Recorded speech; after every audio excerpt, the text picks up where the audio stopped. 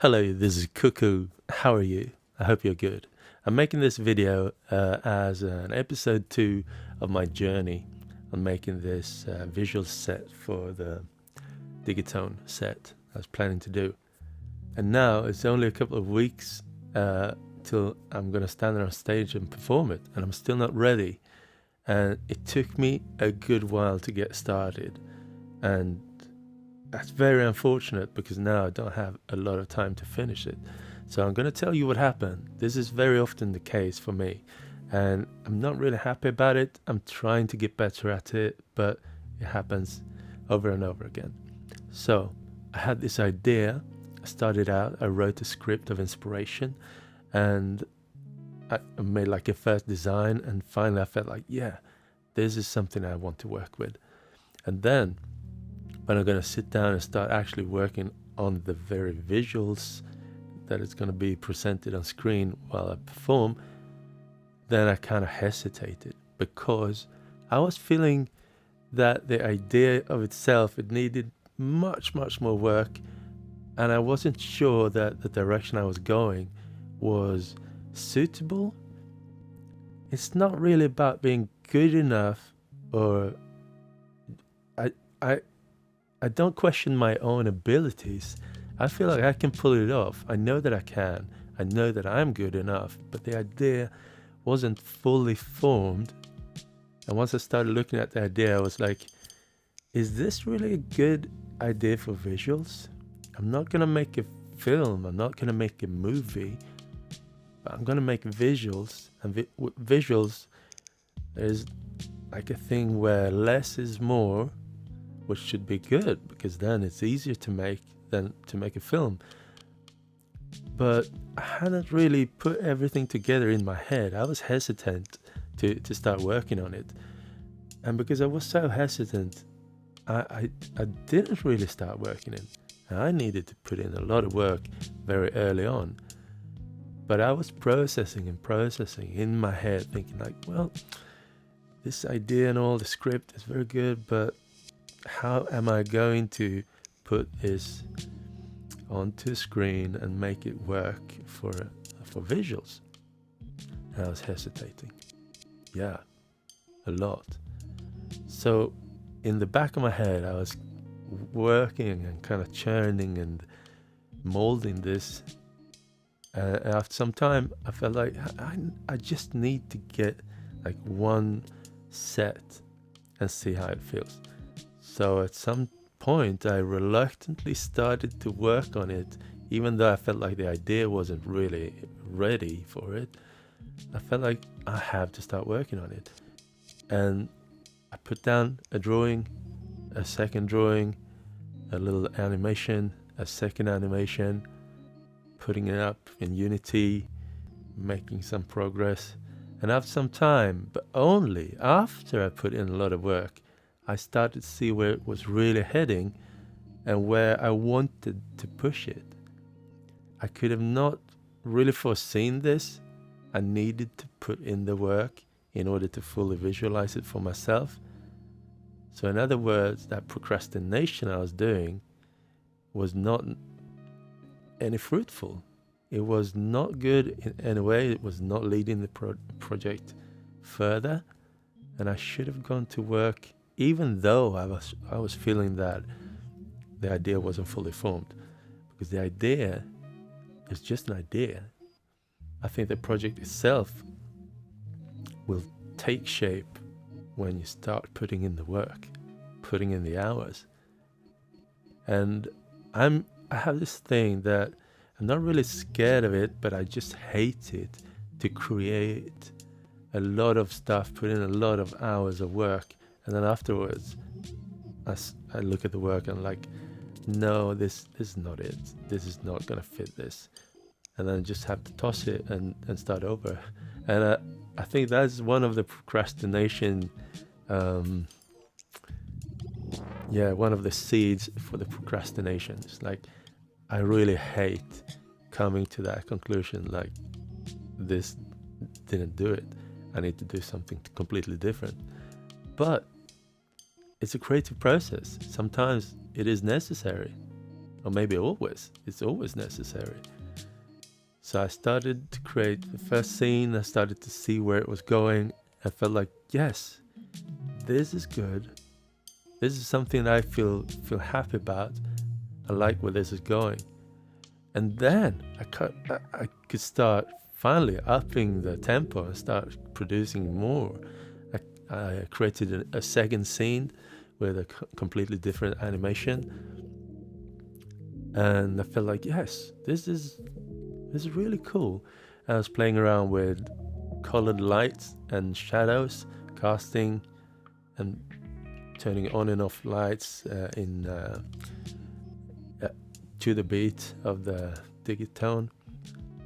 And the more I kept going, of course, the more certain I became about the whole set. And then I created a third scene, and that also felt kind of cool. But then I hit a wall again, and I created like a fourth scene, and it didn't really work out. And I built it from scratch again, a totally different one.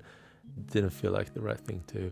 So, and this is precisely the thing I was kind of dreading, coming into this day where you've spent a whole day of work, and then you start putting it together, and it's like, it's not really working. I should do a different approach for this scene. But now that I'm kind of in not really in the zone maybe, but I'm creating and getting all the pieces. It's becoming more and more easy for me to see what's wrong, and I can anticipate this earlier on in the process, because now the puzzle is slowly getting more and more complete. And so what happened when I came to this moment where a whole day of work felt like totally wasted, it wasn't that bad after all. So all my dread, the dread that I had for this moment where I had to toss out a whole day of work, I can totally cope with that now, and it's not that bad. And I know this from before. I know it, but regardless of that, this feeling before you start out, your feeling of not being really certain of what you want to do, the feeling of, oh, maybe I have to do it over and over again before you've actually started working, that's the worst feeling. But when you're actually doing it, I think I'm in a much better position to actually tackle that, to tackle it. Yeah. So where do I stand today? Well, it's about 10 songs, and I made 4 scenes, and I'm way behind schedule, but I'm not really afraid of it, even though I'm way behind schedule, because now I know the language that I speak, I know the visual, and I know by trying that less is more, and I also know that I'm not showing a movie on a little screen.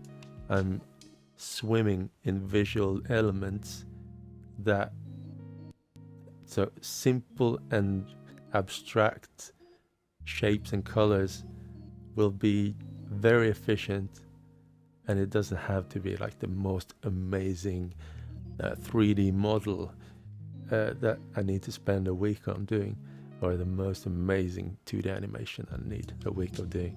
No, I can play around with the lights and colors as I've started out to do, and I can continue doing that, and I can solve it. And then I can improve on it, because I'm going to perform the gig 1 week afterwards, and then I have like a week where I can actually improve on it. Yeah. So, yeah.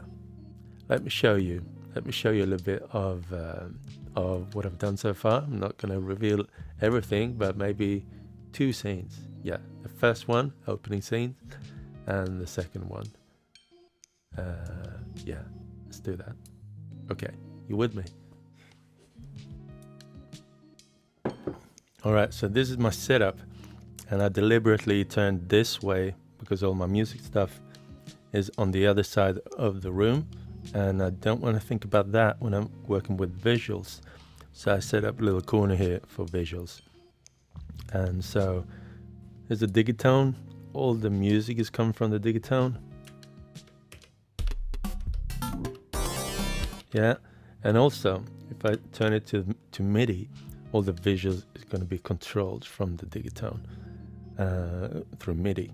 So it's connected to the computer through USB and USB MIDI, and I'm using this Unity 3D, and I'm using Teenage Engineering's Video Lab as my kind of foundation for how everything works, and they're using a system called Clack. I made a tutorial on that a couple of years ago, where you can create a lot of interactive visuals without programming, and it's very cool. So right now we see nothing, and I'm going to show you the first scene. So this is the first scene, and it's all in 3D, but the actual result is, it's in 3D, but I'm playing around with 2D and 3D. So let's see what this scene is. We can see a sort of thing in front here, and when I turn it around we can see how it's all made. So we've got some characters there, character there, character there. I can zoom in, and in front of it I'm using masks. Since the masks are actually moving in 3D space, the mask is gonna move a little bit more freely when masking out the characters. So my idea here, if you remember the script from episode 1, is that we've got two characters, Diane and Sheen, and those two characters, they're in a relationship, but it's hard for them to get to each other, sort of, and people not approving of their relationship. So I wanted to create like a first scene where they both sort of melt into each other, but with masks. I'm creating like one mask where you can see Diane and another mask where you can see Sheen, and they never really merge into one, and they never truly meet. And so what we see here is the actual screen, what actually comes out of it. So if I start moving one of the masks, let's see, no, that was not it.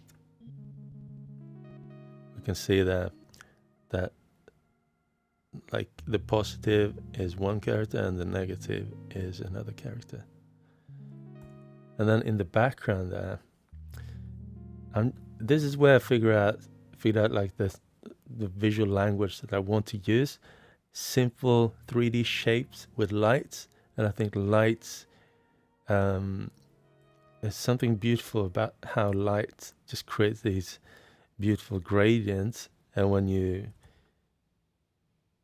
cut them off with simple shapes like this, I find it beautiful. So these are just boxes and stuff that I can move around, as you see here in the background. Just put them there. So if we play this now, and we see up on the screen here, let's see. So this is how opening up. You can see some flashing lights and some masks coming in. And the next pattern. So I have sequences on the digitone. It's MIDI.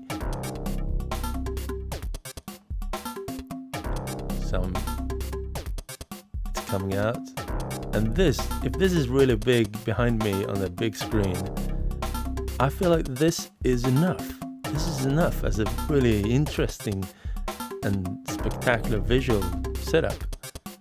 But it cannot be on a little TV screen, because then you're just watching this little TV screen animation, and that is not going to be enough. It's going to look well, if it's on a little screen, a projection screen that is really small, it's kind of communicating the idea of the screen being a sort of a TV where you watch a movie. It's not part of the room, and then the whole illusion is killed. Okay, so I'm continuing now into the next phase.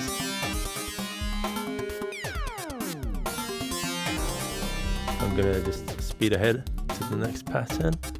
So now I'm both fading in and out, also masking, doing some little nudges on the camera.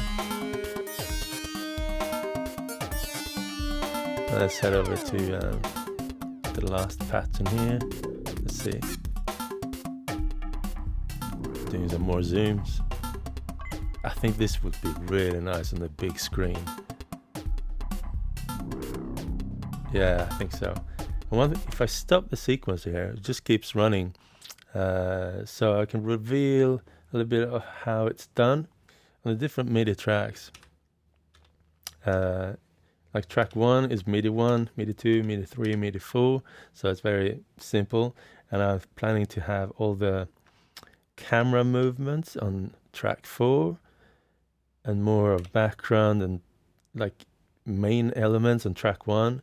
And then I fill out on track 2 and track 3 with my need, basically. So now on track 1, let's say track 4, let's see what we've got.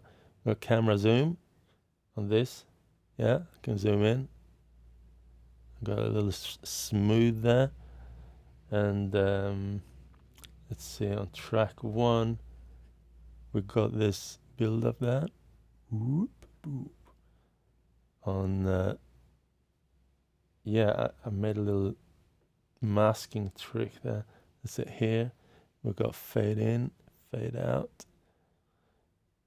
So I could fade one character in, I could fade the other in, and actually 2 layers of them, because these characters are a separate layer. So I can build it now, take it out. Yeah. And then in the notes, I created these lasers. And this, I'm creating like randomized masks that I could kill. And then here we got like random lights. As you can see, it's also calculating shadows. I think it just flashing different shadows and light directions. It's really cool. And then in combination with the laser, let's see, where was it? I can create some really high end, and this could be played in real time. Like, let's say we're here. I could play with this in real time.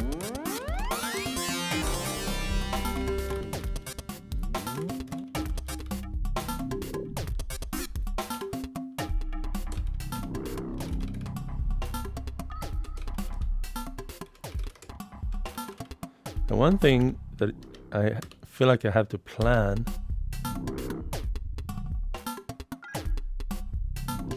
is the placement of things, because I'm likely going to stand in the middle, so I might be covering a great deal of the visuals. So depending on how large the projection is, I think it's important to plan. Since this is visuals, it's not a movie, it's very important to plan where things happen on screen in terms of the stage layout. So I see myself being maybe this tall in the projection, maybe. And it's just gonna be me and a little table. Yeah. I think it's going to look cool, but I could also opt for spreading them out a little bit onto the sides. Maybe also conveying the idea of these 2 characters having a difficulty meeting by spreading them apart a little bit more. Yeah. And here's a little transition pattern. It's just very quick like that. Yeah. So if we head to the next, I'm gonna restart. I'm gonna mute stuff here. Not really done with the transitions really yet. Okay, so number 2. So now it's black, but I prepared like a fade up. So let's see if it works.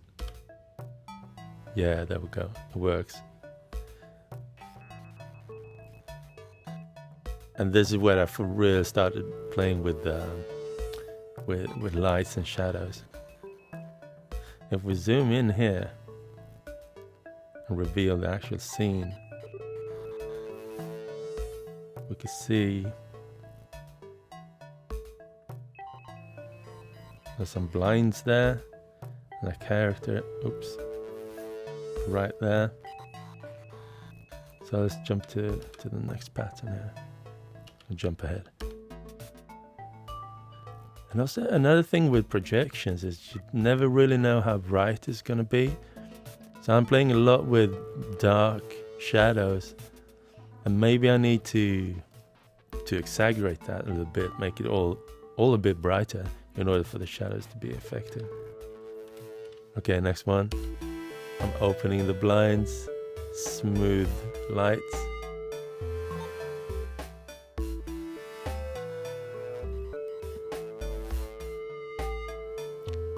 And you can also see, if I stop this for a moment here, I'm playing around with the light, the bright yellow things in the background. So I could make them play to the beats or to the melodies. And also, let's see where the light is. I kind of forgot, is it? Yeah, there you go. Every time I press the light, it's going to have a new position. It's an animation, but what happens when I press the light is I skip ahead to a random place in the timeline. And then it just keeps going from there. And if I want to, I could glitch it out, like play it really quickly like that. Yeah. I really like it. I really like how it turned out. And these behind there is kind of I'm not sure, like charging or being connected to something. So I kind of hint at.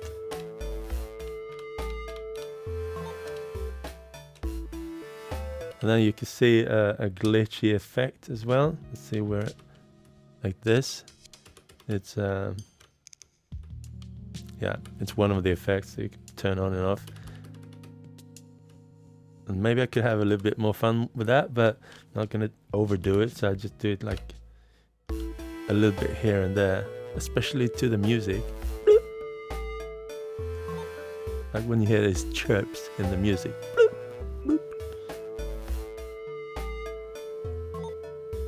I make a little glitch. Yeah. And this is the fade in and fade out. Maybe I could make a more interesting fade, like a cross fade or a circular fade or something. I actually made kind of a paint fade, like paint running down like that, but it didn't really turn out that great. Let's see if I can show it. Let's see, camera parent, mask. Yeah, there's the one. Let's see. Yeah, like so. Not sure if it turned out that great. It looked a little bit, yeah, it wasn't the best, so I took it away. yeah, but all of this kind of got me very hopeful. I feel like it is a language that I totally vibe with, and it's me. This is my language, my visual language, and I think it will be really cool in a visual situation. So I really hope that we can manage to get a full wall projection. And if not, if it's just going to end up on a small screen, then I need to actually put my foot down and say that it's not the way I intended it to be. So I'm going to perform without visuals. But the second concert, I know for sure it's going to be a huge wall of projections. So I hope both of them will turn out fine. But I had a little indication from the first venue that, oh, actually it's a very small screen, and made me a bit, that set me back a bit. Well, there you go. So this is where I'm at now. I have made 2 more scenes.